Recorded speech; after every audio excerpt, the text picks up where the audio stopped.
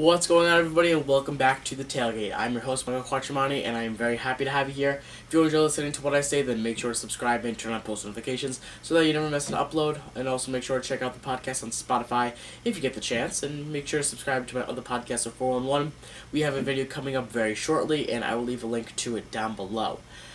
As always, leave a like because it makes me happy, makes me want to do these more often, and yeah, so we're officially into round 2. I'm a few days late. I know. I'm sorry. It's been like 4 days since I put out a video, and I wish I put them out sooner.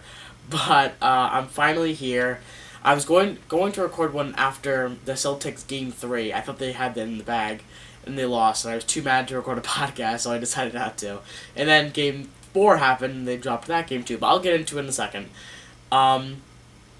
But yeah, it's just too bad that all 8 teams are just in different spots right now, so it makes my predictions a little bit spotty, and it may not be the most credible in the world because, you know, a team like the Heat, I would never pick to win, but they're up like 3-1 in the series, so, you know, I'll just have to roll with what we've got. I'm going to start in the West, because I think that the East is actually a little bit more interesting, so if you want to stay till the East, or if you want to just skip ahead, probably to like the 15-minute mark, I'd say, and then you could go catch the Eastern predictions, especially the Celtics. But first, I'm going to start off with the 1-seeded Lakers versus the 5-seeded Rockets. So obviously, I was wrong about my prediction where I thought that the Blazers were going to upset and beat the Lakers in the first round. Obviously, that didn't happen. If you could probably notice, I'm a little bit congested right now. Sorry about that, but I want to persevere. I want to put out a podcast, so you know I'm going with what I got. After Game 1, that the Blazers won, I was feeling really good. But then the Lakers decided that they wanted to win the next 4 games and make my prediction invalid. So, maybe a little sad. But now the Lakers are facing off against the Rockets, who escaped their first round of Game 7 victory against the Thunder and won in pretty good fashion Game 1 in this series. So the Rockets are up 1-0 in this series. I didn't think that was going to happen. But we all know that the Lakers are the better team. But sometimes in the playoffs, it doesn't necessarily matter who's better, it's more about who matches up better. Let's just look at how the two teams match up, though. Last week, I said that the biggest weakness for the Lakers in their Portland series was how they couldn't defend the 3. Well, I was wrong. I was very wrong. LA forced Portland to beat them inside, and their perimeter shooting just couldn't get it done. I don't see how this series is very different. Obviously, James Harden is much more than just a shooter, and Russell Westbrook is one of the best in the NBA driving to the hoop, but the Lakers prove that they can stop perimeter shooters like Eric Gordon, who averaged 19 points per game in their first series, and Robert Covington, who put up 13 a game. The Lakers are also one of the biggest teams in the NBA, with arguably the second best paint protector in the NBA, Anthony Davis, right behind Rudy Gobert, in my opinion. JaVale McGee is a very good defender in the paint, and that duo is going to give the Rockets trouble, especially a guy like Russell Westbrook, who is going to drive to the hoop a lot, and if he can't get it done, then the series is going to be in trouble for the Rockets. Because your counter-argument could be like, oh, well, you know, they beat the Thunder without Russell Westbrook. Well, I think that the Lakers are a little bit better than the Thunder. So I think that you really need Russell Westbrook to be on if you want any shot at beating the Lakers. I think the one of the only ways and one of the ways that the Rockets are going to have to win this game is they're going to have to get James Harden like 20 free throws a game. And with that, you kill 2 birds with 1 stone. As you're getting him into the line, you're getting Anthony Davis in foul trouble. I think that's how you're going to win this game. You got to get him in foul trouble, and you got to get James Harden to the line. You got to slow the game down, and you got to beat them. Just put them to the ground, because you're not going to beat the Lakers in the air. We saw it last series. Portland tried to do it. They couldn't. You're not going to beat this team in the air. You got to beat them, just draining them out physically. And because you're not a big team. The Rockets they're a small ball lineup. We all know that, but you got to beat them like a big team. LeBron and AD are averaging over 50 points per game right now.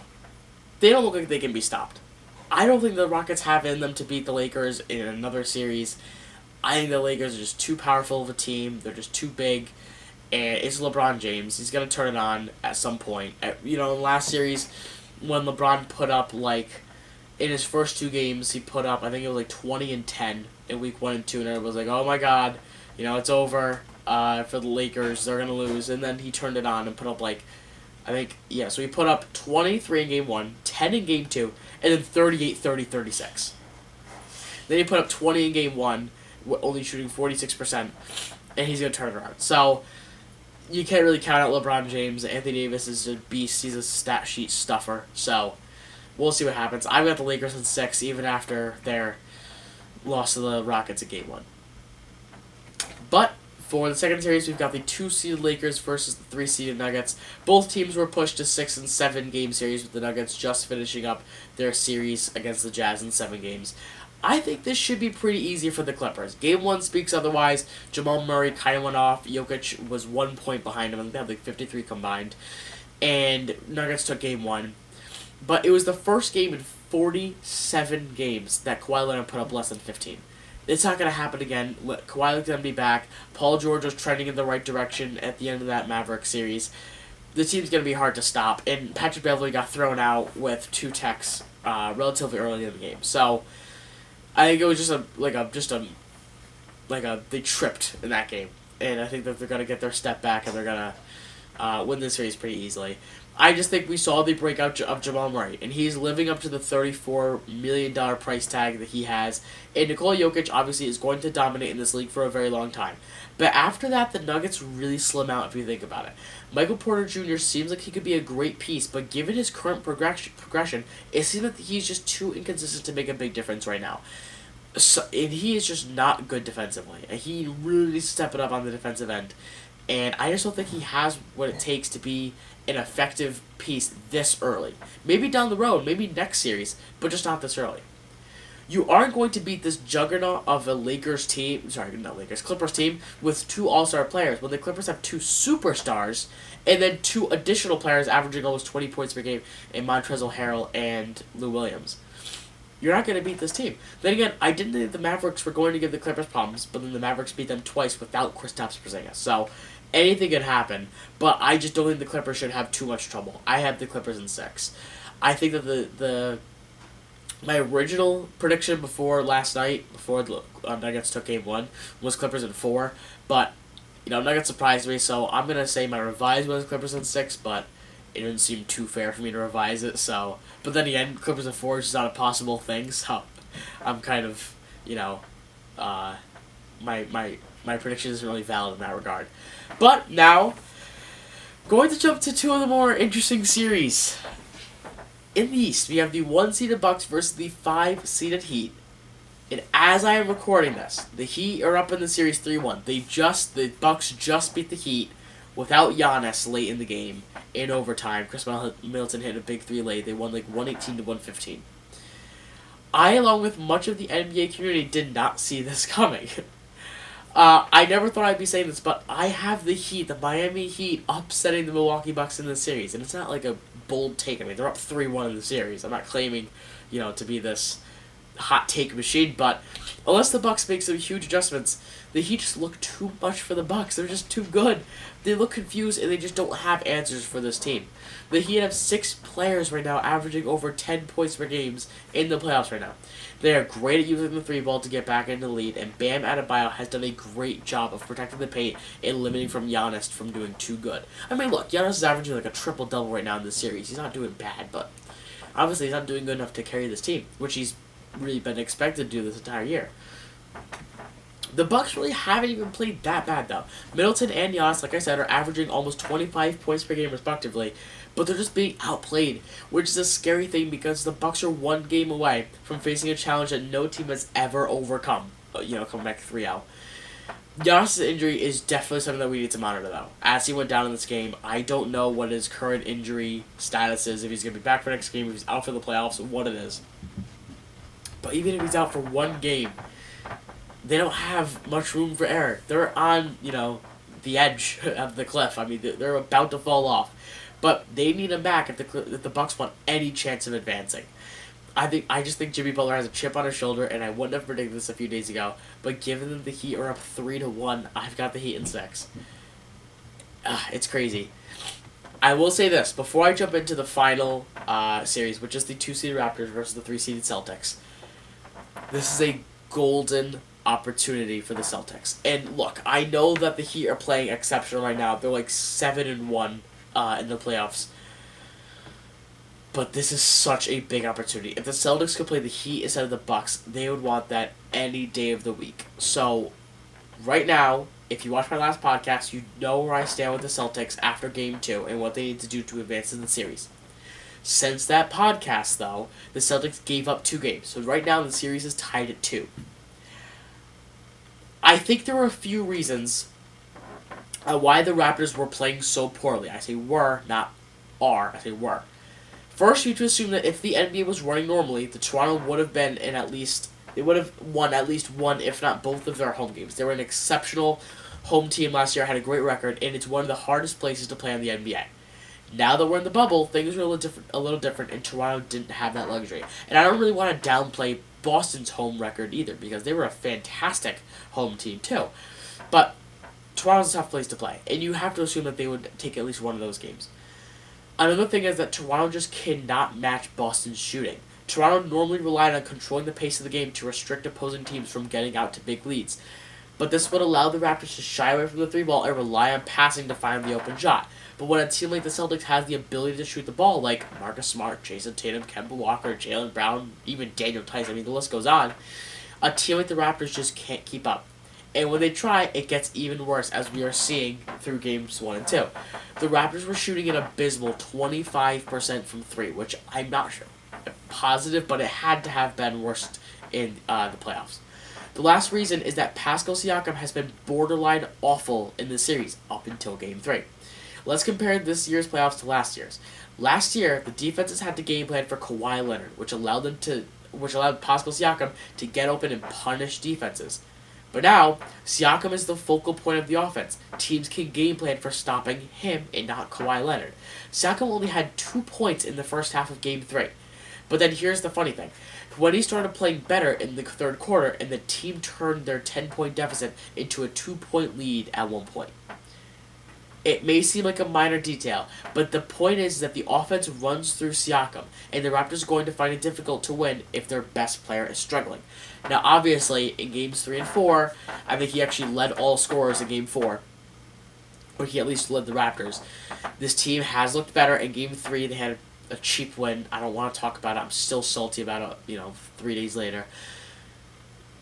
I'm not going to get into it. I don't want to talk about it, but they should have won that game. Anyway, Game 4, Siakam started playing a lot better. They controlled the game. They led for much of the game. I think they only gave the lead twice in the late first half and the early second half. The team looked a lot better. And it's a really scary thing for the Celtics, but obviously we saw how easily the momentum could switch in the series as the Celtics gained it early, Raptors took it late. Celtics can get the series back. And BPI has the Celtics at a 72% chance of taking it back. I don't see why not. That was after Game 3. So now the series is tied at 2. Who knows what the Celtics' chances are at now if the Raptors now are predicted to win. Who knows? But I still think the Celtics are going to take this series. And I'm just excited, to see who they're going to play in the next series if the Bucks can defy the odds and come back. I don't think it's going to happen. I think we're going to see the Heat in the Eastern Conference Finals. But look, Celtics have got to win this. The Clippers and the Lakers are far from perfect, and I think you have to assume that one of those teams is going to represent the West in this year. And given the bubble, the Celtics, I think they are the better team in almost any matchup. When you just go by pure skill, the Celtics match up so well against every team in the NBA. There's such a great opportunity for the Celtics to just win the championship, and they got to get past the Raptors. I said it before the series even started. Do not brush away this Raptors team. They're the defending champs. They've been here before, and I told you, I kind of called it. I said, you can't count this team out, even after a 2-0 series that the Celtics had, the lead they had, because this Raptors team has been here before. They know what it takes to come back. They were down 2-0 to the Bucks, and they came back and beat them. I hope it's not the same outcome this time, just, at the Celtics' hand, but look, I think that the Celtics have it in them to come back and not even come back. They're tied, and the Celtics have it, to win this now best-of-3 series. We'll have to see what happens. Kemba Walker only took 9 shots in Game 4, which scares me a lot. He said he's like it's unforgivable or not unacceptable, whatever his word was, and he's got to be more aggressive, drive to the hoop, just put up more shots, and I like it. Game 3, he was a beast. They lost, but he was a beast in Game 3. Even Game 2, he played pretty well, and they won. So Tatum hasn't been quiet, but Tatum has been I say only, but he's been putting up like low 20s this entire series, and I think for them to win, he's gotta reach that 30 mark, at least. And Kemba's gotta put up 20, and you gotta have Jaylen Brown playing effective, and Marcus Smart's gotta put in a few threes. And remember, all of this is without Gordon Hayward, who just got put back into the bubble. So let's see what the Celtics are gonna be able to do with Hayward back. Look, it's such a prime opportunity for this team. I think the Celtics would have swept the Raptors if Hayward was here, because he is just such an outlier for this team. I mean, they can cover the top 3 players in the Celtics, but they just can't cover all 4 of the top Celtics players. But since Hayward's out, they can manage it. I like the Celtics. I think they're gonna win this series, whether it's in 6 or 7. I think the Celtics are gonna win it though. I'm just going to run through my predictions one more time, though. I have the Lakers beating the Rockets in, I think, 6 games. I have the Clippers beating the Nuggets in 5 games, but I had 4. I'm going to just go with 5 now.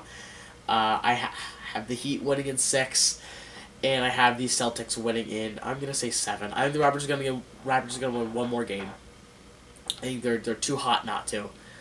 No, I'm actually going to take a step back. They're not hot right now. They're not really playing that well. They're just playing better than the Celtics. I think that's kind of what the story was game 1, is that the Celtics just played better. They didn't play great. They just played better than the Raptors. I think that's what the Raptors did in games 3 and 4. They just played better than the Celtics. And it sounds dumb, but if you think about it, I don't think either team has played tremendous. I think each team has just played better than the other. And for this series, I think the winner is going to be the team that plays tremendous. You need one team to kind of just step it up and win by 20. And if that's the Celtics, then this team has got it.